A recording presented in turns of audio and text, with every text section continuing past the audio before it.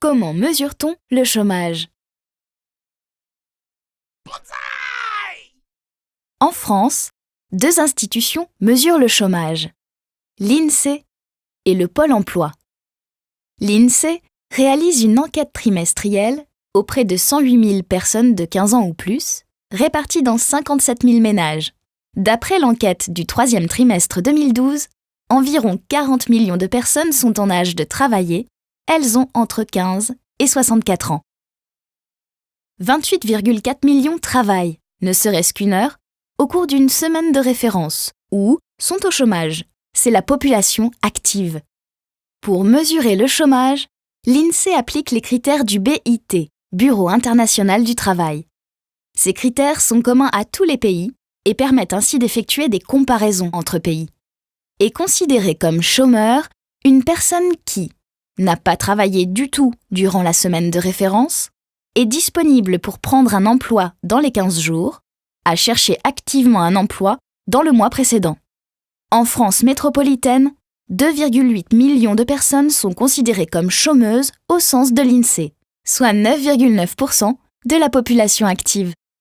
Cependant, ce chiffre ne comprend pas les personnes qui sont à temps partiel et qui souhaiteraient augmenter leur nombre d'heures. 1,3 million de personnes. On parle de sous-emploi. De plus, 830 000 personnes qui souhaitent travailler sont considérées comme inactives car elles ne répondent pas aux critères de disponibilité ou de recherche active d'emploi. On parle alors du halo du chômage. La deuxième source de mesure du chômage est Pôle emploi, car il publie son nombre de demandeurs d'emploi inscrits en fin de mois. Pôle emploi distingue différentes catégories de demandeurs d'emploi. Les personnes sans emploi durant le mois de référence et qui recherchent un emploi, soit 3,1 millions de personnes en novembre 2012. Il ne prend pas en compte le critère de disponibilité sous les 15 jours. Les temps partiels de courte durée, moins de 78 heures, en recherche d'emploi. Et les temps partiels de longue durée, plus de 78 heures, en recherche d'emploi. Si l'on additionne ces trois catégories, on dénombre environ 4,5 millions de demandeurs d'emploi. Cependant, Pôle emploi n'est pas en mesure de calculer un taux de chômage car il n'a pas accès aux données relatives à la population active.